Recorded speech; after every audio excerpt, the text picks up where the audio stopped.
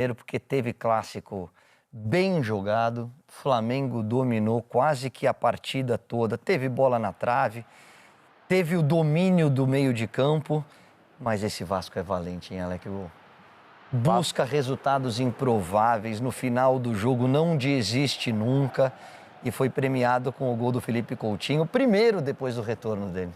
O Vasco sendo Vasco, né? O Vasco vem sempre nesses últimos jogos tendo essa dificuldade, principalmente no primeiro tempo, ainda mais tratando de um clássico. O Flamengo jogou melhor o primeiro tempo, o Flamengo, no meu ponto de vista, merecia a vitória, mas o Vasco, depois, pelo tudo aquilo que ele mostrou, né, essa recuperação que você fala, o Vasco valente, né, dos jogadores não desistir, é muito também, a gente jogou, é muito pelo clássico, né? A gente sabe que o clássico não tem como esconder, tira um algo a mais do atleta, tira um algo a mais do jogador, e deu para ver isso no Vasco, mesmo não estando muito bem, o Vasco acabou ali, lógico, com o Coutinho, né, que é um jogador que a gente não pode deixar passar, né, um cara diferenciado, um cara que chegou realmente para mudar um pouco a história do Vasco, né, e fez aí, acabou empatando o jogo. Mas você vê, foi um jogo, o que o Léo tá pegando é impressionante, né? Impressionante. A capacidade, assim, o Flamengo... Há muito tempo já. É duro você falar em injustiça no futebol, porque por menos que o Vasco fez para empatar, ele empatou, né? A falta de eficiência do Flamengo do primeiro tempo, poderia ter feito 4 gols assim também, 3, ao natural. Foi um domínio total em relação ao tempo e a valentia do Vasco que eu coloco, lógico que tem a comissão, tem os jogadores, mas o que o Pedrinho e o Felipe devem estar trazendo para esses caras, assim, absurdo. é porque é um suporte importante, né? Que vem de cima com uma sabedoria, com cheiro, uma sensibilidade para vestiário, que o resultado no campo ele acaba vindo. E né? você vê o Vasco, em relação ao Vasco, depois eu vou falar do Flamengo, eu acho que nesse jogo, principalmente, o Flamengo teve desempenho. Foi um grande jogo do Flamengo, né? Buscando o resultado em cima do Vasco. Mas o Vasco tem uma situação que me chama muito. Eu fico pensando em casa. As jogadas, né? O Vasco tomou o gol, continua jogando da mesma maneira como joga, com as suas linhas atrás, marcando forte, saindo no contra-ataque, usando aquilo que ele tem de melhor, que são os lados. Né? O Puma deu espaço, essa jogada foi absurda, né? Do contra-ataque do Vasco. Puxado pelo Ryan. Exatamente, uma jogada individualmente muito forte. Só que o Flamengo, na minha opinião, aí pro lado do Flamengo, faltou o Alec Gol tá aí, Alec é especialista nisso.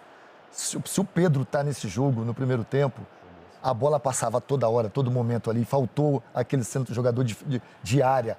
O Bruno Henrique é um jogador que pode fazer isso? Pode, mas não é a característica dele. O Pedro, num jogo como esse, ele tinha executado ali mais chances, que o Flamengo deu essa oportunidade E para o esse atacante. jogo ele trouxe, de certa forma, a polêmica do porquê que o Tite colocou o Carlinhos e não colocou o Gabigol. Por que, Alex? Cara, você vê, Por lógico que ele não botou o Gabigol? Já que você abriu isso... Já que você trouxe o assunto... Você pode explicar de todas as formas. Ah, mas é o modelo, o Tite falou que pelo merecimento do Carlinhos. Cara, mas se você tem os dois, e sempre com todo respeito, lógico que o Gabigol, ele tá na frente. É lógico também que o Gabigol ele não tem feito muito por onde convenceu o Tite a colocá-lo.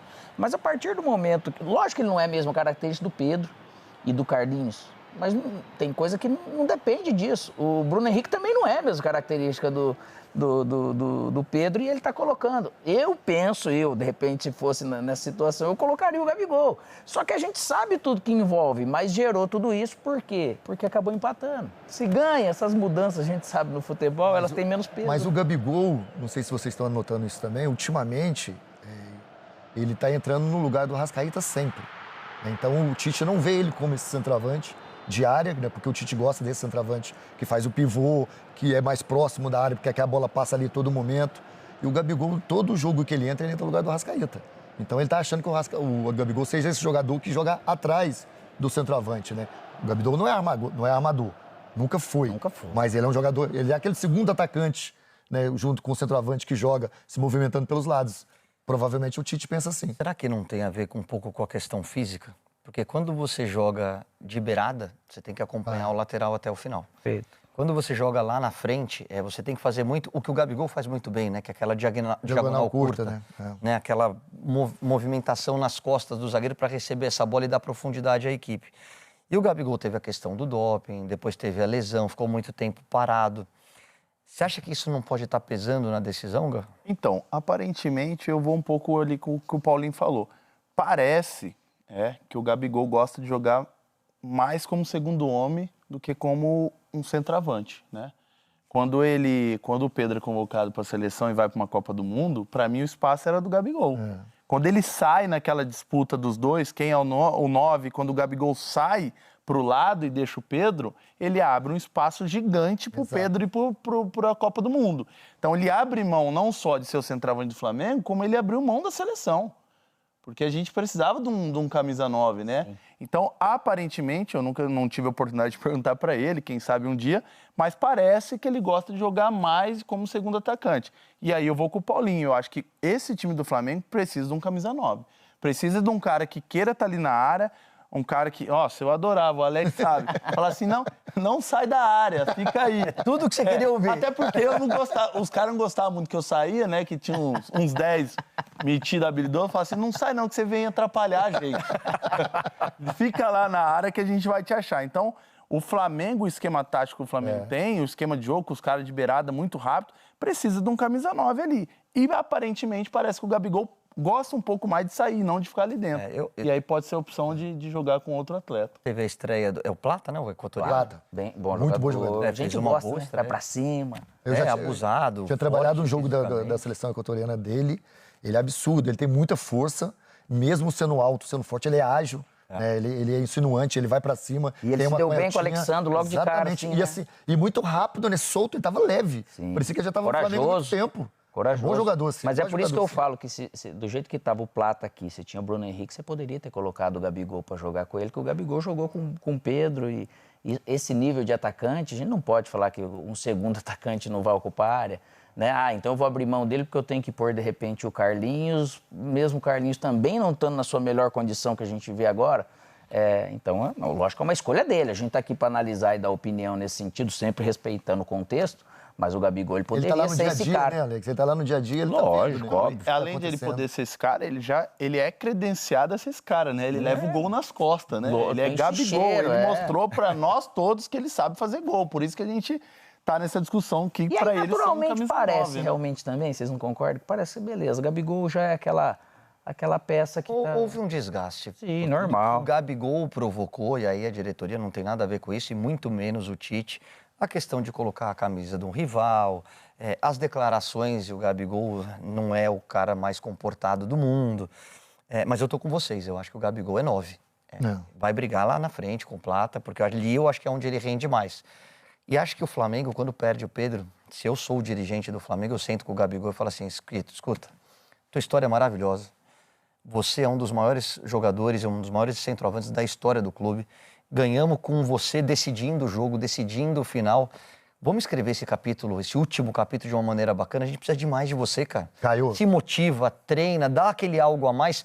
E se for para sair, que você saia pela porta da frente. E não da maneira desgastada como sugere esse momento. Eu vou até mais ainda. Eu concordo com você, com a direção, mas eu acho que isso tem que passar também do Tite. Ou da comissão dele, né? Porque nada melhor do que o treinador chegar para você, um cara do tamanho do Gabigol, falar assim, cara, eu confio em você, a gente tá com você, a gente quer que você se recupere, você vai ter sequências, você vai jogar. Você não pode perder nesse momento tão importante no final de temporada, e o Tite, um treinador que sabe lidar com esses caras. Se a gente pode falar alguma coisa do Tite, é a gestão que ele tem do elenco dele. Então, nada melhor que o treinador para te dar essa confiança e retomada do jogador. E vou falar mais, pegando um gancho teu, é uma baita de uma oportunidade para ele.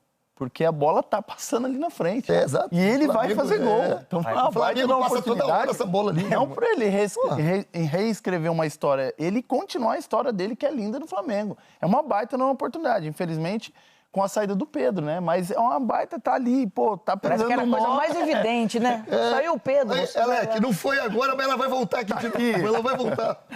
Não, é muita qualidade, é muito volume ofensivo e acho que a gente não pode analisar, condicionar a nossa análise só com o resultado. Exato. O Flamengo fez um grande jogo. Por detalhes, a bola escolheu bater na trave do que ir para o fundo das redes e você faz 2-0 ali, o jogo está decidido. O Vasco é valente, o Vasco está buscando classificações e resultados nos últimos minutos, o que mostra muito do caráter desse time, mas eu vejo o Flamengo forte, o Flamengo brigando lá em cima. Ô, Caio, eu queria aproveitar um pouquinho do que o Alex falou, a gente não pode deixar passar, e é verdade. essa tomada do Pedrinho junto com...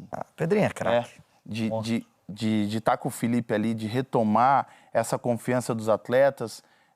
Eu participo um pouco distante do Vasco, mas pelo carinho que a torcida tem.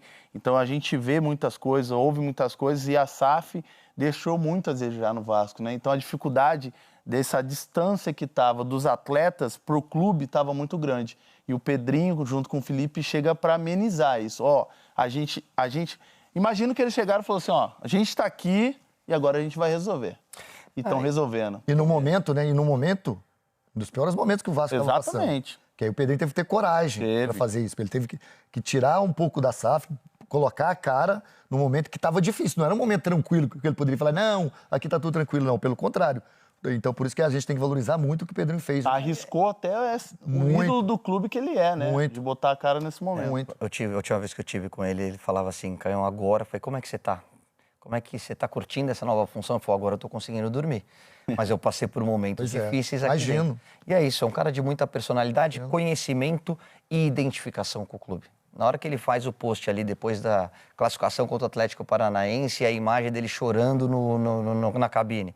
Aí você vai para um outro jogo, você vê o quanto ele sente o Vasco da Gama, o torcedor se sente representado e o jogador, essa energia passa para Exatamente. E outra maneira de se comunicar, que ele é craque também. Como que eu faço chegar, como que eu faço para o cara entender que ele está no Vasco, que eu tô com ele. Não é só o sentimento, a comunicação no futebol, ela é importantíssima, cara. Passar todo o conteúdo. Cara, é o que a gente falou, de repente, do Dali, que estava tendo com o Magrão no Inter. Poxa vida, você vê ali, você fala, cara, o cara sabe como atingir aquele atleta que está ali naquele momento. E o Pedrinho com o Felipe estão sendo mestre nisso daí, né?